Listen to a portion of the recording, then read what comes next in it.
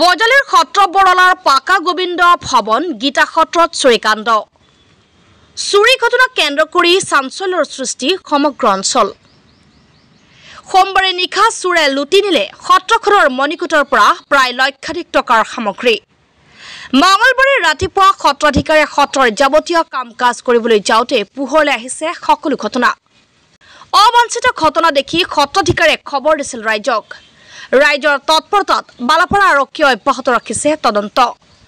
চোৰে লুটি নিয়া সামগ্ৰীৰ ভিতৰত কাঠৰ ডাঙৰ তাল দুযোৰ, পিতলৰ শৰাই তিনিটা, পিতলৰ অক্ষয় বন্তি ডাঙৰ এডাল, পিতলৰ ডাঙৰ গাছা দুডাল, সৰু গাছা দুডাল, কাঠৰ বৰকাহ ডাঙৰ দুখন, মণিকূটত পূজা কৰা পিতলৰ থাল দুখন, তামৰ থাল দুখন আৰু পূজা কৰা তামৰ অৰ্ঘা তিনিখন। আৰক্ষীলৈ ৰাইজৰ আহ্বান, অতি শীঘ্ৰেই দোষীক কৰায়ত্ব কৰি লোৱা হওক আইনগত ব্যৱস্থা।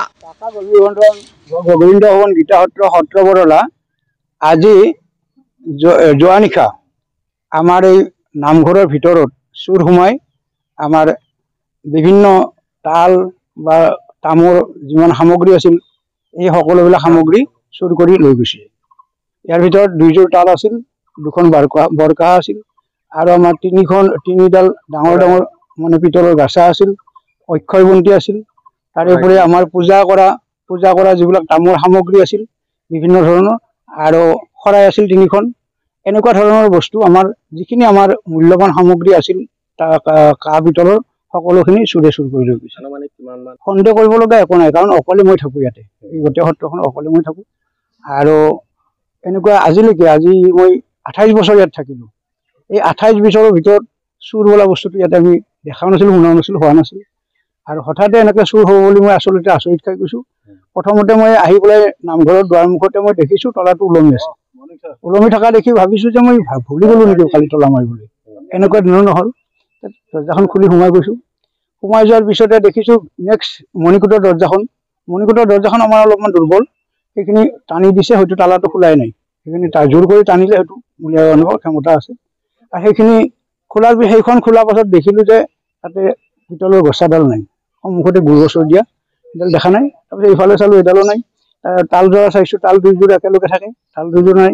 বিভিন্ন বস্তু চাই দিছোঁ, গোটেই মানে যোনফালে চাইছোঁ সেইফালে বস্তুটো নাই। কিন্তু আমাৰ বাহিৰতে আমাৰ যিটো আমাৰ প্ৰণামী বক্স আছে তাতে হাত দিয়া নাই, বা আমাৰ মাইক আছে কিবা আছে এইবিলাকত কোনো হাত দিয়া নাই। কিন্তু যিখিনি মূল্যৱান বস্তু কাঁহ পিতলৰ এই সকলোখিনি লৈ গৈছে। মই কালি 12টামান বজালৈকে আছিলোঁ। 12টা বজালৈকে আমাৰ একদম কিতাপ পঢ়ি থাকিলে অলপমান দেৰি হয় আৰু দেৰি হোৱাৰ পিছত হয় 12টা বজাৰ পিছত হৈছে। 12টালৈকে মই আৰক্ষী আহি উপস্থিত হৈছে ইয়াতে উপযুক্তভাৱে যে তেওঁলোকে তদন্ত কৰি পেলাই কিবা এটা এনেই আমাৰ পিছপৰা অঞ্চল, তাতে আৰু সত্ৰখন আমাৰ বিশেষভাৱে আমি দুৰ্বল।